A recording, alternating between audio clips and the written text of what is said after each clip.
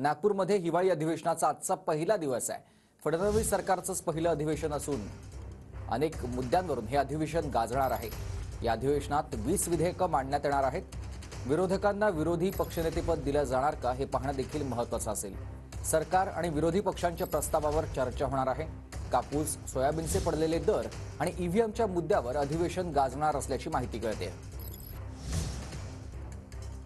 आजचा अधिवेशनाचा हा पहिला दिवस असेल। कालच मंत्र्यांनी 39 मंत्र्यांनी शपथ घेतलेली आहे आणि आज अधिवेशनाला सुरुवात होणार आहे। या अधिवेशनामध्ये वेगवेगळ्या मुद्द्यांवरून विरोधक सरकारला घेरण्याची शक्यता आहे। ईव्हीएमवरून आधीच विरोधकांनी संपूर्ण राज्यभरात ठिकठिकाणी निदर्शनं केलेली आहेत आणि आजच्या या अधिवेशनामध्ये देखील विरोधकांकडून या मुद्द्यावर आंदोलन केलं जाऊ शकतं। नागपूरमधील हिवाळी अधिवेशनाचा आजचा हा पहिला दिवस आहे। कापूस, सोयाबीनचे पडलेले दर आणि ईव्हीएमच्या मुद्द्यावर हे अधिवेशन गाजणार असल्याची माहिती कळते।